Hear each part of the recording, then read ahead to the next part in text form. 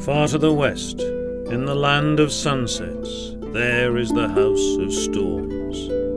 There a man might gaze on the ocean and listen to its beguiling songs. There a boy once came to the edge of the ocean. There, at the running of the seventh stream, he found an old man gazing out to sea. In one hand the old man held a staff, in the other was a small bronze bell. The wind-blown sand gathered round his ankles. To the boy it looked as if the old man had been standing there forever. "What are you looking for?" asked the boy. "Is it fish?" The old man rang his bell. Straight away the water nearby was full of silver mackerel. "No, it's not fish. They come when I call." "Is it mermaids?" asked the boy. The old man smiled. He nodded. "Listen," he said, "you can hear them singing. You can hear them playing their harps." "Are they beautiful?" said the boy. "Always," said the old man. "What else can you hear?" asked the lad. "Bells. Far below the waves. And the sea itself, it sings, it calls, it tells its stories."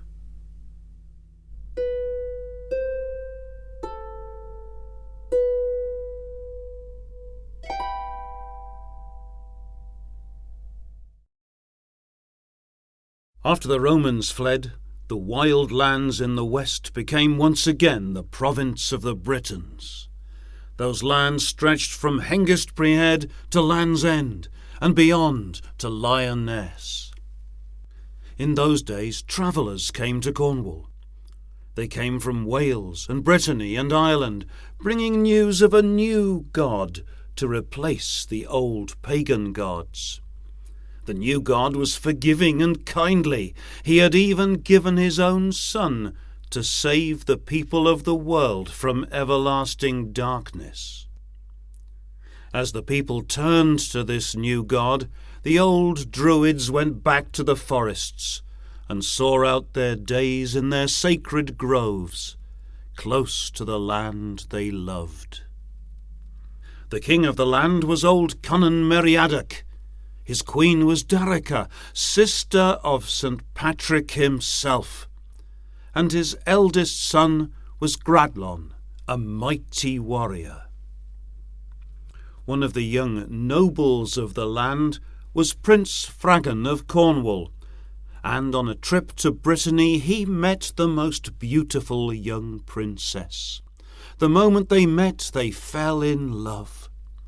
Her name was Gwen, and everyone could see from the look in her eyes she was besotted with Fragan. And he gazed on her with delight, for she was a most beautiful young woman, and she was as kind and gentle as she was beautiful. Within weeks they were married. Rejoicing, Fragan brought his new wife back to Britain. Soon she was with child. But then, with the Roman army gone, pagan Saxons came from the east. Old Conan Meriadoc fled to Brittany before their onslaught. One night Fragan too looked from the window. He saw Saxon torches blazing as they came across the fields. He called Gwen. Swiftly they gathered a few precious things. Closer and closer came the Saxons. Field by field they fired the crops. When they reached the house they lit the thatch. Fragan and Gwen fled into the night, pursued by the invaders. At first Fragan and his bride outran their pursuers, but soon there was nowhere to run to. Ahead of them was the sea. The torches of the enemy grew brighter and brighter. Death by steel, fire, or water seemed inevitable. In desperation, Fragan called out to his new deity. "God, God, save my wife, save my unborn child. If you will, save me too. If I live, then I promise you a son in return for the one you gave for me. This I swear before the moon, eye of the night. This I swear before the sun, eye of the day." Then on the shore they found a cockle shell of a boat. The waves were wild as they strode into the sea and pushed the boat through the breakers. The air was thick with Saxon arrows. The wind was like a whetted knife. But as they set sail, the boat leapt to the wave crests, and they sped southward through the storm. The arrows were swallowed by the sea. The pursuers cried out in anger, but Fragan heard only the pounding of his own heart and the cries of his lover. Behind them the coastline of Lyonesse was silhouetted against the stars, and under spread sails they sang songs of their lost land. But the stars were bright, the winds were kind, the waves were kind, and after 3 days they reached Gwen's homeland of Brittany. There, near Finisterre, Gwen bore Fragan not 1 but 3 sons, Wethnoc, Dahut, and Gwyneck. In the fullness of time the brothers were joined by a bright-eyed younger sister, Crairwi.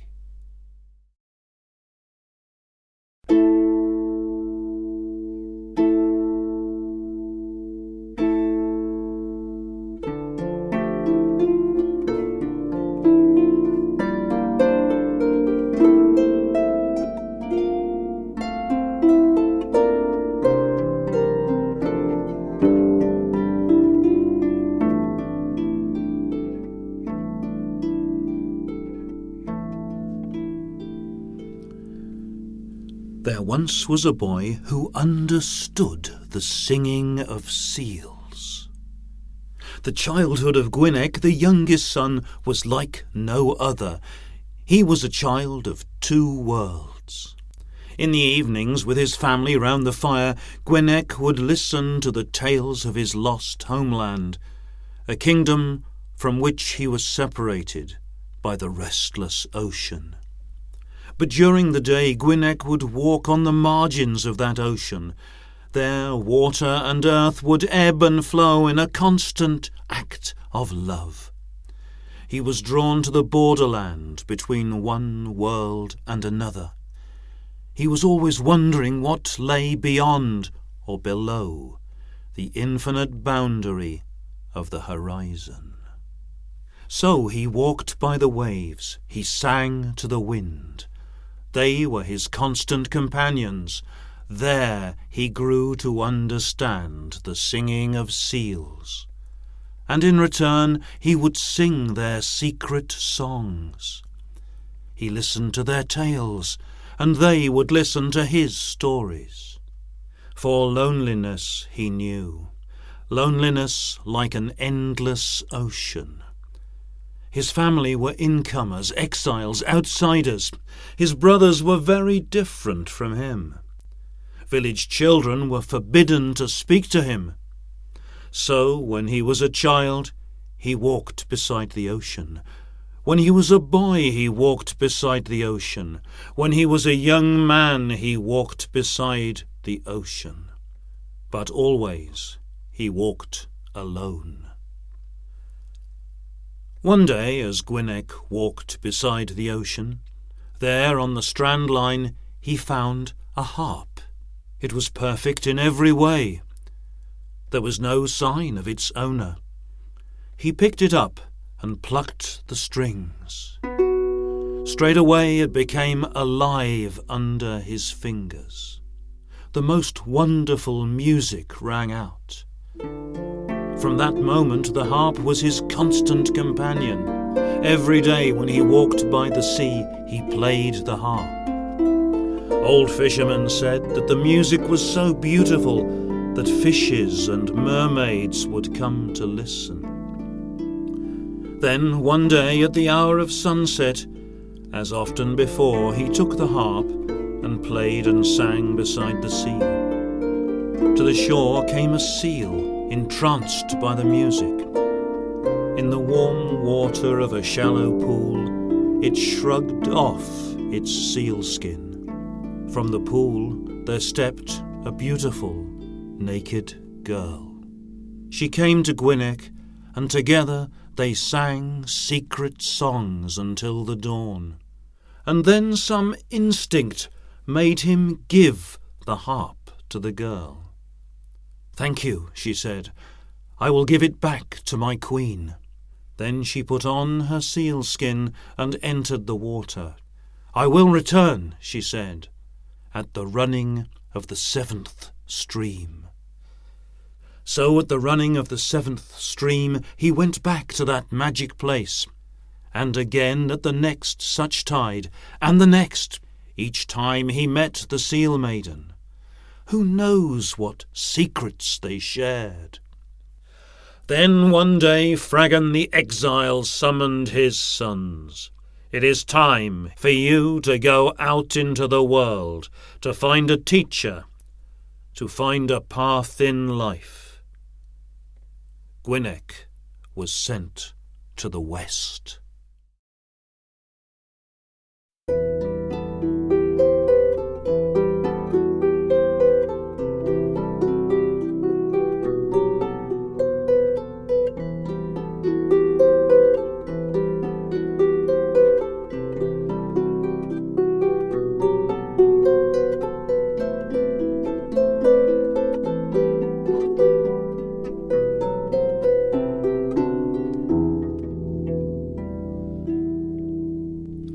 Once the margins of the land and the ocean were peaceful. The water lapped quietly on the shore, for it had reached the spirit level. But as the world warmed, ice melted and the sea began to rise. The cold waters of the north were in a constant state of tension with the warm lands of the south. It seemed that after Gwynnek left, the ebb and flow of the tides was no longer gentle, and all the British kingdoms had many acres contested with the sea. In Cornwall, Lyonesse stretched from the Lizard past St. Michael's Mount to Scilly.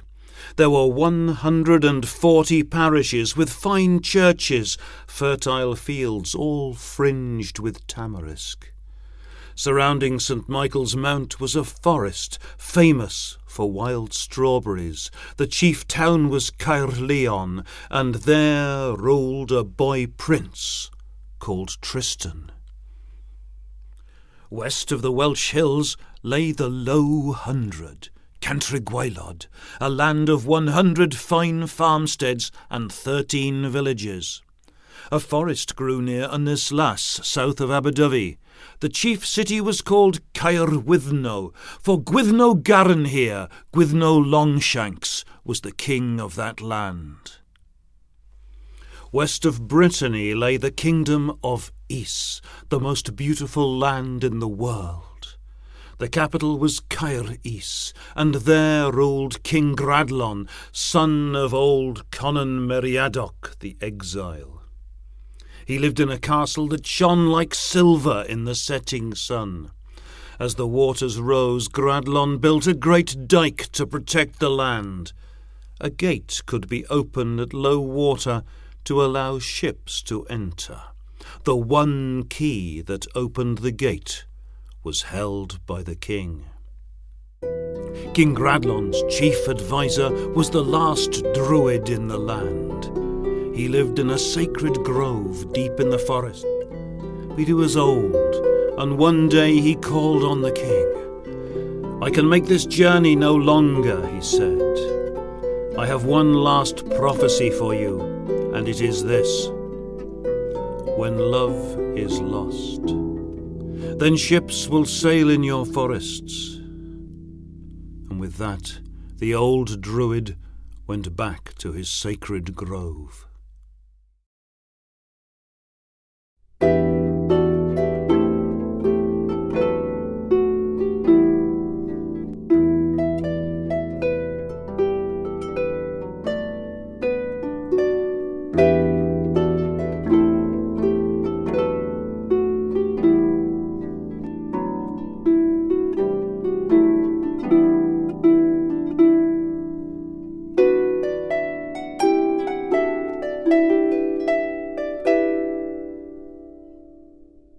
On the 20th of September, King Gradlon rose early.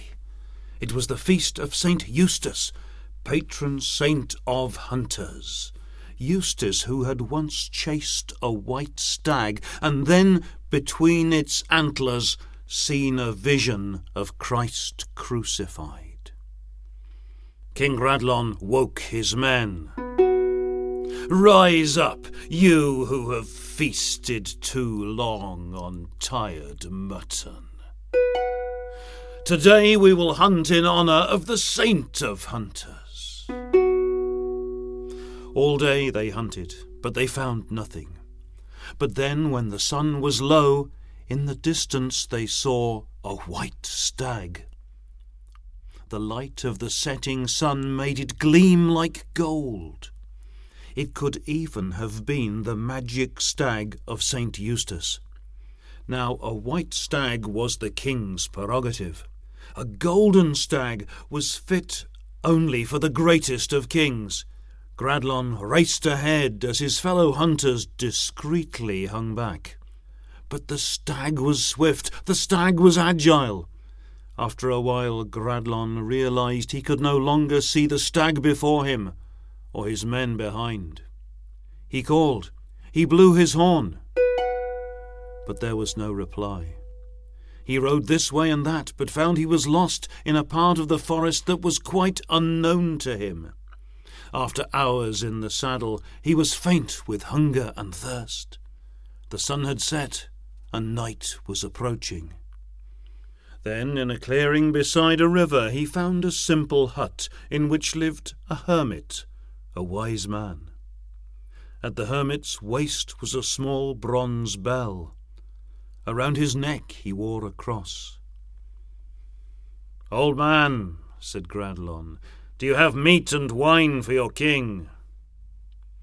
"My name is Corentin," said the old man. "But even to a king I offer neither meat nor wine, for I have none. But fresh fish, wild strawberries, and spring water I can offer you."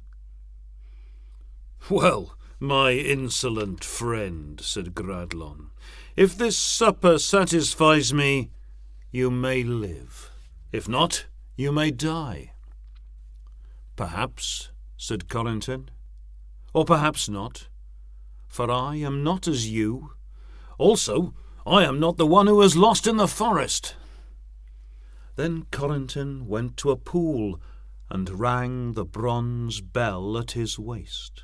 Immediately a golden fish came to the surface and allowed itself to be caught. Corentin cooked the fish with wild herbs and gave the king a cup of spring water to drink. The king was amazed. "This spring water is better than the best wine I have tasted. This fish is better than the best meat." Then Corentin spoke. "In that case, my king, please do one thing for me." "Name it," said the king. "After a feast like that you may ask anything." "Take the fish bones," said Corentin, "and throw them back in the pool. Now I can tell you that as a king, Gradlon was not often asked to do the clearing up." "And why should I throw these scraps away?" asked Gradlon. "Because if you do that, tomorrow there will again be a golden fish in the pool, and I will dine, and I will toast your name as I do so." "And the next day?" asked the king. "The golden fish will again return." The king was amazed. "You are a wonder," he said. "Come to my silver castle at St.Ives. There you can have anything you want." "I already have everything I want," said Corentin, and the king was even more amazed to find a man who wanted for nothing. "Then," said the king, "my peace be with you, and may your peace be on us all. But you shall be my new adviser. If you, alone of all men, want for nothing, then you, alone of all men, can be trusted."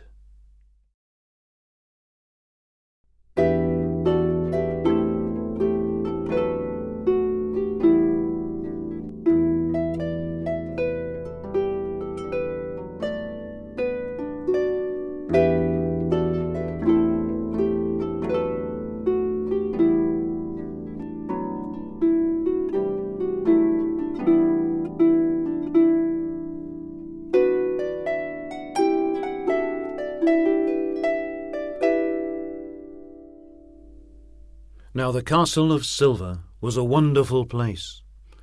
The king had fine musicians, jesters, and entertainers. But court life could be claustrophobic, and there were times when the royal mind needed something just a little more soothing than the music of the bombard and bagpipes. Ys was a beautiful land, and King Gradlon loved to ride on his own through the countryside. One autumn day Gradlon rode to a distant part of his kingdom. The landscape was unfamiliar. It felt part of another world. There he heard the most wonderful music borne on the wind. It was so beautiful he was compelled to follow it. After many miles he reached a river that flowed into a long arm of the sea. Had he looked, he would have seen that the deep pools of that river reflected images of all he had ever longed for, but had never been able to touch. For this was the river of longing. There, on a rock in the river, he saw the most beautiful red-headed woman. She was playing the harp and singing in a tongue he did not know. If only he could have understood the words.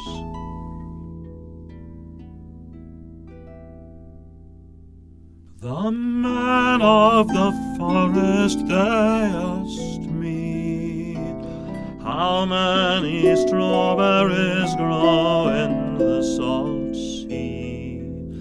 She answered, they're cold with another. As many ships sail in the forest. If only he could have understood the words.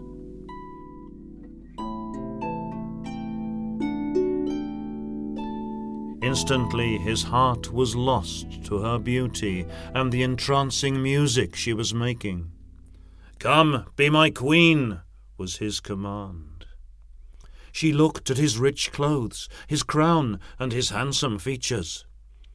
"Do not ask such a thing," she said. "To you I may be beautiful, but I am not as you. I cannot be yours. The cost will be too great." "No one denies the king," cried Gradlon, and he plunged into the water and began to swim towards her. But it was as if the water had a mind of its own. It tugged and pulled at his limbs, it seized his body, it dragged him down, down. He felt his strength failing. He was cold, his mind was numb. He knew he was drowning, and he was helpless to prevent it. Then suddenly he felt strong arms seize him. He was dragged to the surface and returned, gasping, to the bank. "You foolish man," she said, still holding him.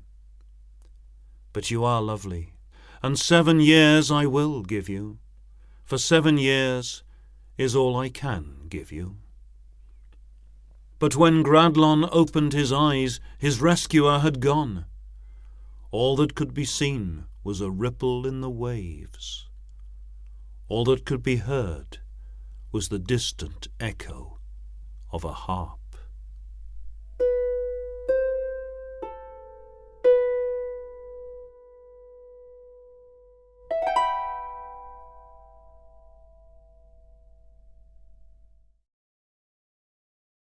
By this time, the kings of the land in the south were often at war with the kings of the sea in the north, men with eyes the colour of ice. That autumn King Gradlon sailed far, far to the north, farther than anyone had ever been before. On the horizon he saw a ship, and straightway he gave chase. He followed it for 1, 2, 3 leagues yet further northward, but could never get any closer. Eventually an island appeared out of the mist, and the ship anchored in the lee of the island. Gradlon saw the captain of the other ship beckoning to him. As he sailed closer, he recognized the captain was the same beautiful, red-headed woman he had seen in the river. The ships came alongside, and Gradlon spoke with the beautiful sea captain. She said her name was Malven. She was the queen of a land beyond the northern horizon. They both admitted their love for each other. Then Malgven said, "But I have already been married to the King of Storms, and you and I can never elope. No matter how far we sail, my husband will always follow us across the oceans of the world on his magic black horse, Morvach. It breathes fire from its nostrils, and it can gallop across the waves. My king has an impregnable castle far in the north. He has eyes the colour of ice. While he lives, you can never defeat him," she said. "I will be yours. But you must be patient, my lover. My king is old, his sword is rusty, his time is nearly done."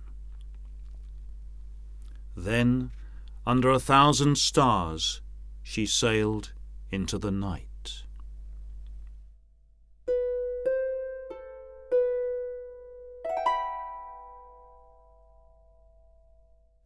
But patience was a quality unknown to King Gradlon.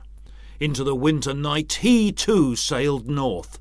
There, under the flickering light of the aurora, deep in a fjord, hidden among mountains of ice, he found the castle of the King of Storms.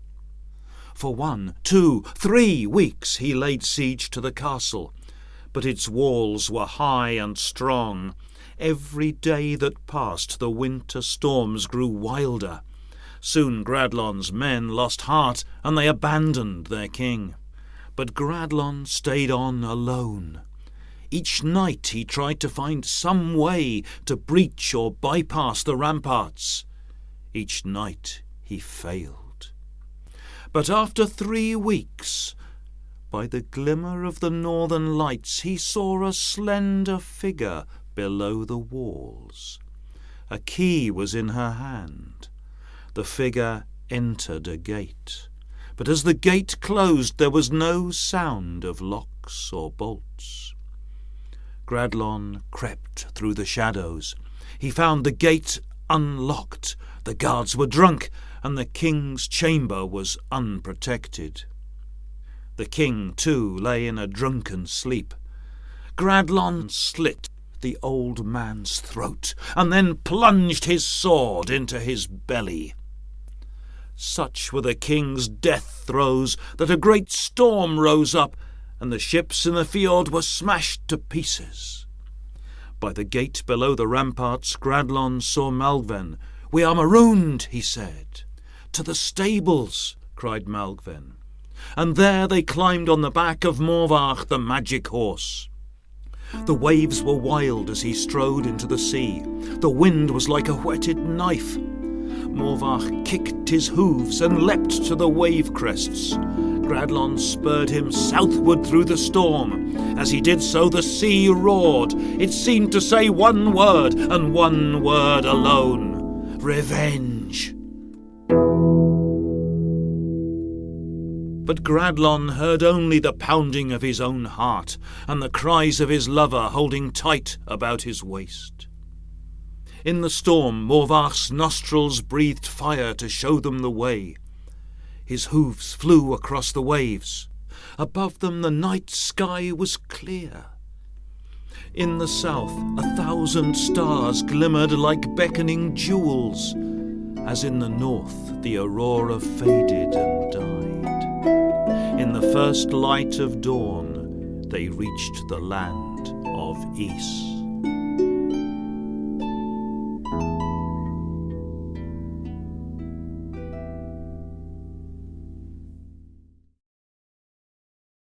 Soon they were married. In Caer Ys, King Gradlon and Queen Malven ruled fairly and well. There beside the western ocean, Malgven delighted in the king's company. Every day she played the harp in the tower of the castle of silver. The harp came alive under her fingers as if by magic, and the music echoed across the waves.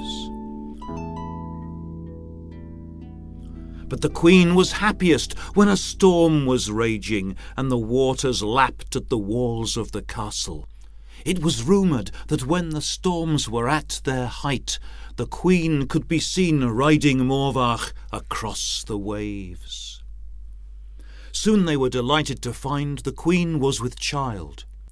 In time she gave birth to a little girl. Dahu was her name. She had red hair and was the very image of her mother. She charmed everyone she met. As Dahu grew, the queen taught her to play the harp, sing the old songs, speak the ancient language of the north. Soon, like her mother, Dahu could swim like a fish. Almost by instinct, she too understood the singing of seals. When not twisting and tumbling in the waves, she too would play the harp in the tower of the castle of silver. Old fishermen said that fishes and mermaids would come to listen to the wonderful music. The king loved both his wife and daughter with all his heart. But after 7 years of marriage, on a night when the aurora shone bright in the north, The queen took from her neck a gold chain inherited from her father, and lovingly placed it around her daughter's neck. She gently kissed her sleeping king farewell, and vanished into the night. All that could be seen was a ripple in the waves. All that could be heard was the distant echo of a harp.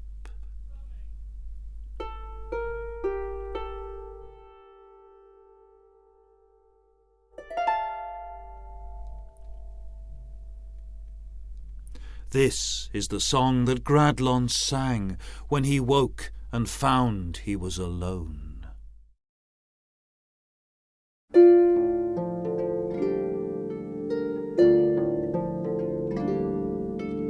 Lost in the sea, dark caverns calling, 7 angry oceans crossed, still in sunset and in dawning, still to her my heart is lost. In her daughter's eyes I see her, memories come flooding back. Wish that destiny would free her from the ocean's wrack. Songs of wind and songs of wave are the songs to me she gave.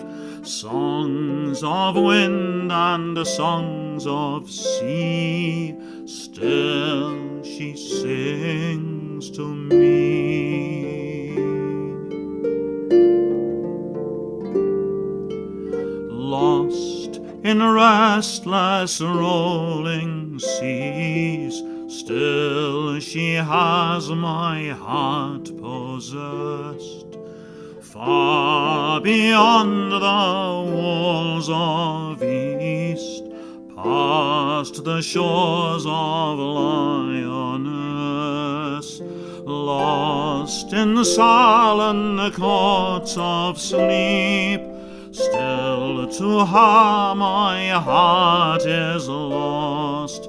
Fathomless her world is deep, fathomless the cost. Songs of wind and songs of wave are the songs to me she gave.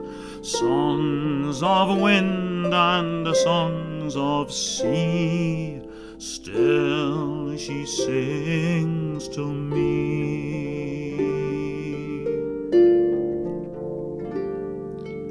When the moon in bright array in the ocean of the skies brings back songs of yesterday, where the silver pathway lies, when the winter sunset sky is painting a fire upon the foam. Over wave I see her fly to another home. Songs of wind and songs of wave are the songs to me she gave. Songs of wind and songs of sea, still she sings to me.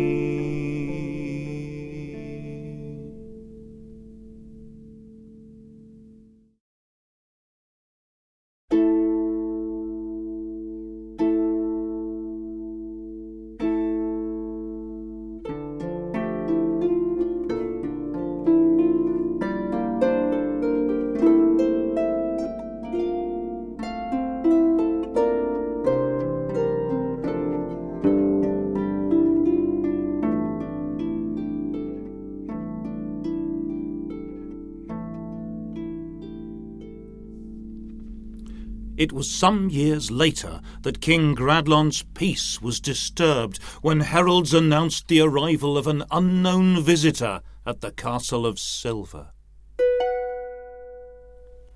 The stranger was a handsome young man. He bowed low and respectfully explained that his name was Gwynnek. His father was Prince Fragan of Cornwall. His mother was Gwen Tiebron of Brittany. Gwynnek told how his family had been exiled by the Saxons, how they fled from Cornwall in a cockleshell of a boat. Now all they had were the tales of their lost land. He explained he had been sent by his father to seek wisdom and a path in life. Immediately the king was sympathetic, perhaps because he had no son of his own, perhaps because he too was an exile. "Come with me," said the king. "I will take you to the wisest of teachers." They rode into the forest until Gwynnek heard the sound of a bell. They reached a clearing in which was a hut and a pool of crystal-clear water. There was an old man. At his waist was a small bronze bell. He wore a cross around his neck. "Corentin," called the king, "I have brought you a pupil. Gwyneck is his name." Straight away, teacher and pupil embraced each other. "1 year and a day I give you," said Corentin. "But I sense you are like me. Will you give me 1 year and a day?" The king was amazed to see the two of them go into the hut as if they had known each other for years, and he wondered what might bind them. Soon the tales began to spread. Gwynnek understood the animals of the forest. Gwynnek understood the fishes of the sea. Gwynnek had defeated a devilish apparition. Gwynnek had a vision of St. Patrick. Gwynnek had healed a rider who had fallen from his horse. Gwynnek had restored the sight of his bright-eyed little sister. Also, Gwynnek was not only amazingly gifted. Among the young ladies of the land there grew a rumour he was a remarkably endowed young man. After 1 year and a day, Gwynnek returned to the Castle of Silver. There the first to greet him was the king's daughter, Dahu. Everyone could see from the look in her eyes she was besotted with Gwynnek. She sang to him and played her harp. In return he gazed on her with delight, for she had grown into the most beautiful of young women, and she was as kind and gentle as she was beautiful. He sang to her and played a magic silver whistle he had been given by Corentin. Together they listened to the music of the waves. Who knows what secrets, what hopes or promises they shared? Everyone said they made a handsome couple. "It's just a matter of time," they whispered. But Gwynnek never proposed. One day a messenger came, bringing instructions from Gwynnek's father, Prince Fragan. That day Gwynnek spoke to Dahu. "You are the fairest of fair women," he said, with tears in his eyes, "but I have already been promised. Many years ago, in the face of the Saxon hordes, my father swore a great oath that if he lived he would give up one of his sons. I am that son, and by that sacred oath I am bound, night and day." Despite his lover's pleas, Gwynnek placed a cross about his neck, and with a heavy heart he returned to the forest.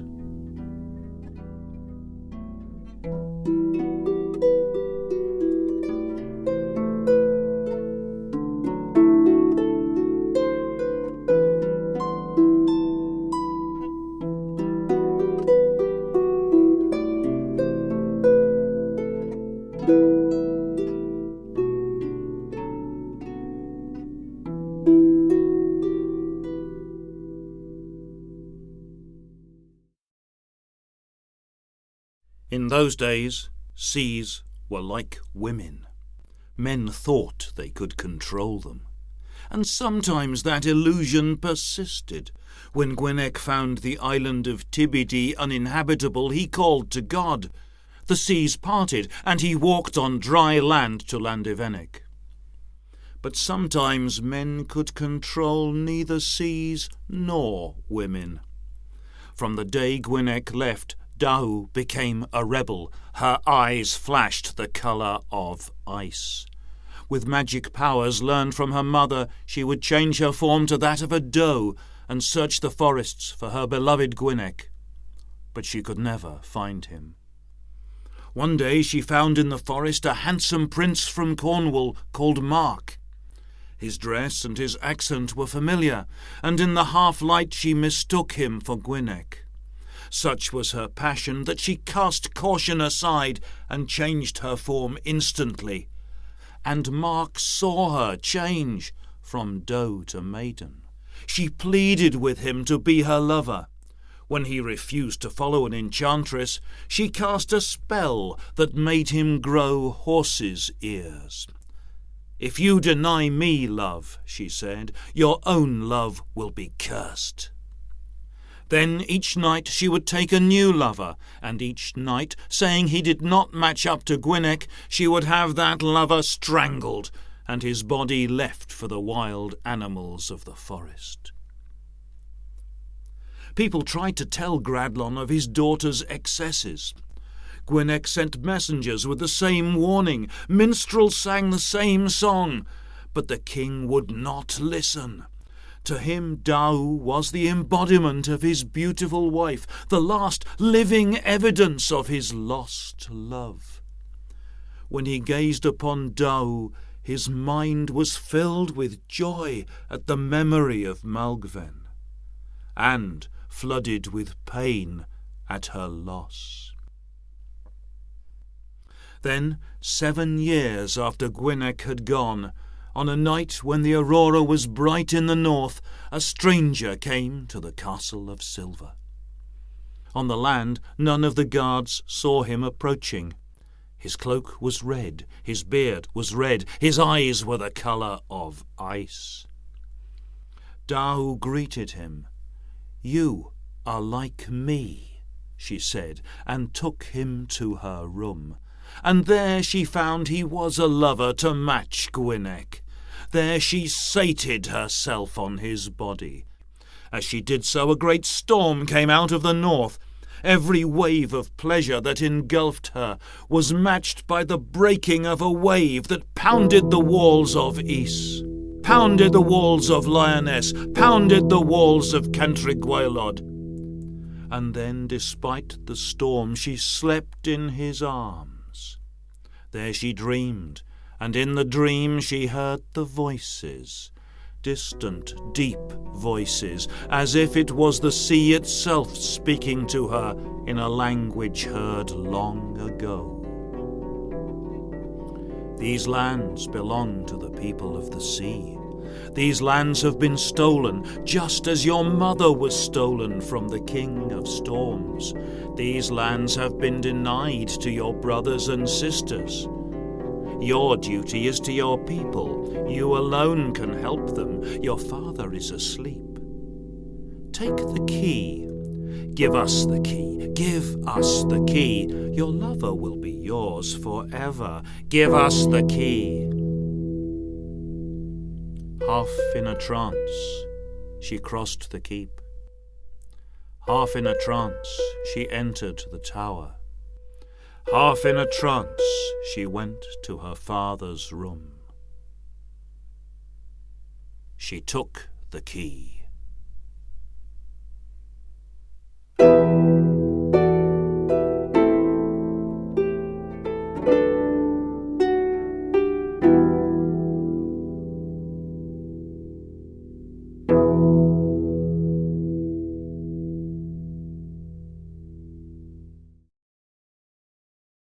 In the tower of the Castle of Silver, King Gradlon woke with a start. He sensed a change in the sound of wind and wave.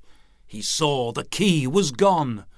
He ran to the window and saw the sea pouring into the city and beyond into the whole kingdom of Ys. In that instant he knew that nothing could hold back the waters. He called Dahu and seized her by the hand. "Father, save me," she cried. Her eyes were wide as if she had just woken from a dream. She clutched the gold chain round her neck. "Lost," she cried, "all my love, lost." As they left the tower, the water was at their heels. As they crossed the keep, the water was at their knees. As they reached the stables, the water was at their thighs. They mounted Morvach. The waves were wild as he strode into the rising flood. The wind was like a whetted knife. Morvach kicked his hooves and leapt to the wave crests. He galloped towards the high ground, but for every stride the horse took, the waters advanced 2 strides. Gradlon could hear the voices from beneath the waves. "Now is the hour of the people of the sea. Now we claim what we have been denied." "Ride, Morvach, ride!" shouted Gradlon. Morvach took still greater strides, but the seas advanced even faster. It was as if the water had a mind of its own. It tugged and pulled at Morvach. It seized his body. It dragged him down. Gradlon knew that Morvach had met his match.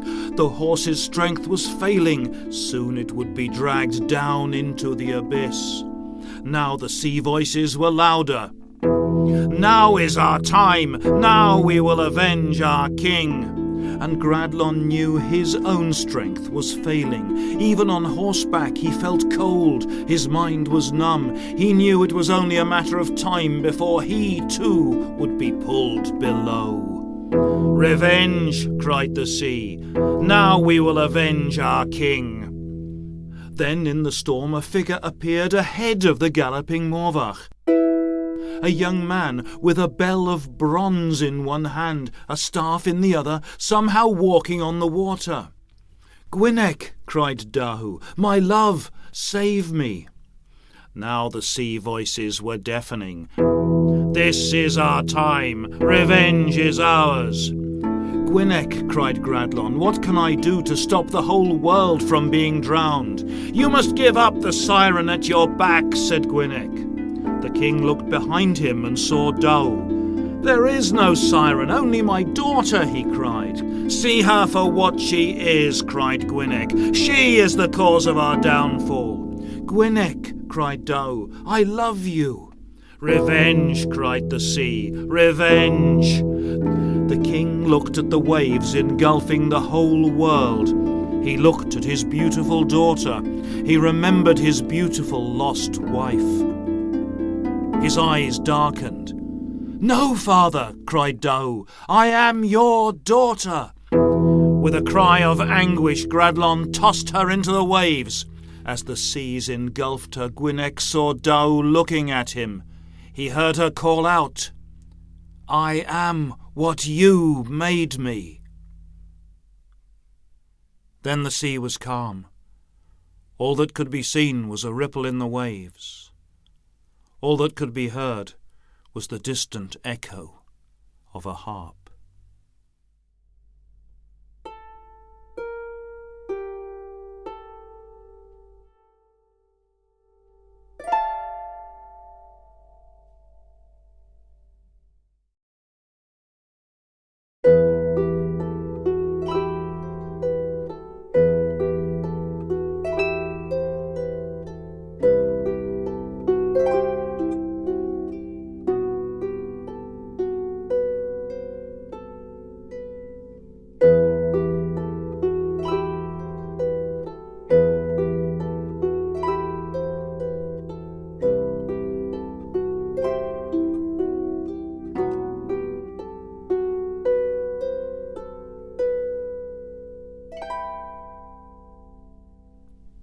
In that great storm, Ys, Lyonesse, and Cantrigwaelod were lost.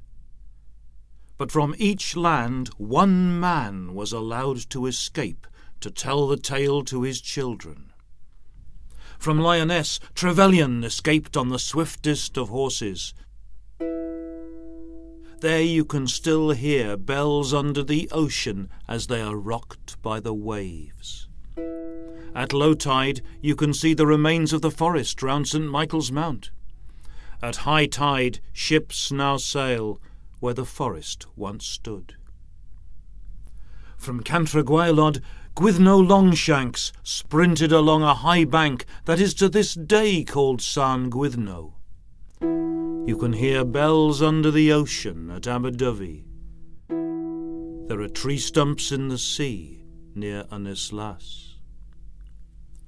In Finisterre, on quiet nights you can hear the bells of the sunken Cathedral of Ys. Gradlon's heart was broken, for he had lost wife, daughter, and kingdom.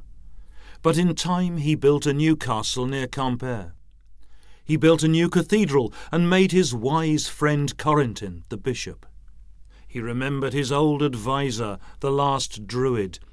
He found he had died, so he buried him in his sacred grove with full pagan ritual and honour, and built a Christian shrine there to watch over him for eternity. One day, as Gradlon sailed over his lost kingdom, he saw tiny spots of red in the sea. At first he thought they were blood. Looking closely, he saw they were wild strawberries floating there. Below them were the shadows of great trees. Gwynnek was revered, but he was haunted by the past. He would stand for hours on the rocks of Finisterre gazing out to sea. Eventually he declared, "I must return." He sailed across the restless waters to Cornwall. There in a bay fringed with tamarisk, overlooking the lost land of Lyonesse, he founded a monastery. But wind and wave were no longer kind. The winds tore at the monastery walls. The waves plucked at its foundations. It was as if the sea was trying to reclaim its own. The monastery became known as the House of Storms. There Gwynnek would ring his bell of bronze. Silver mackerel would flood into the bay. He would take just enough for his supper. Afterwards, he would reverently return the bones to the sea. On nights when the stars were bright, he would listen to the music of the waves and play his silver whistle over the lost land of Lyonesse.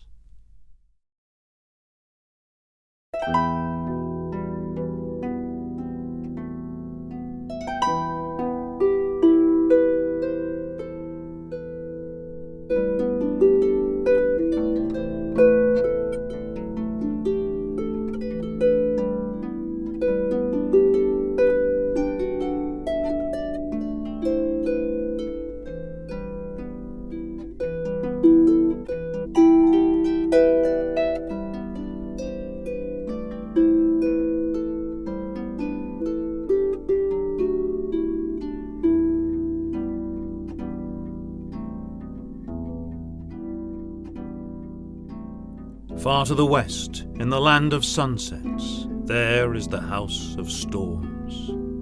There a man might gaze on the ocean and hear its beguiling songs.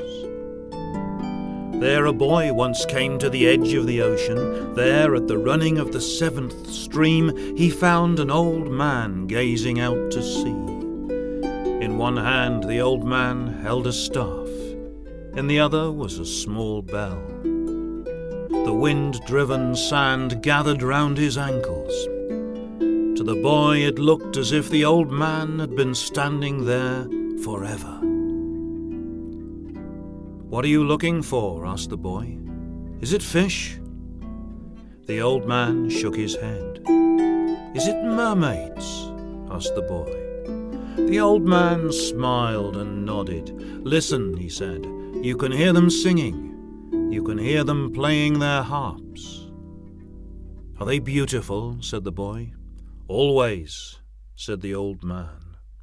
The old man turned to the boy. He saw something glint, half hidden by the boy's shirt. It was a gold chain round the lad's neck. "Where did you get the chain?" the old man asked the boy. "My mother gave it to me," he said.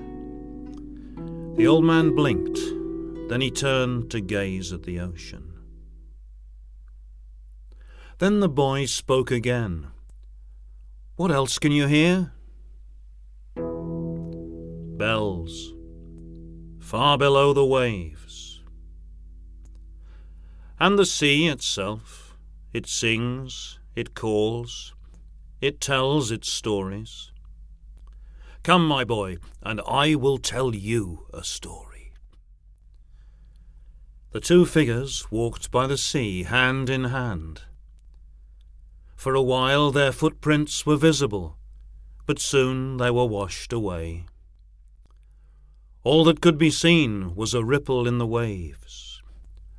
All that could be heard was the distant echo of a harp.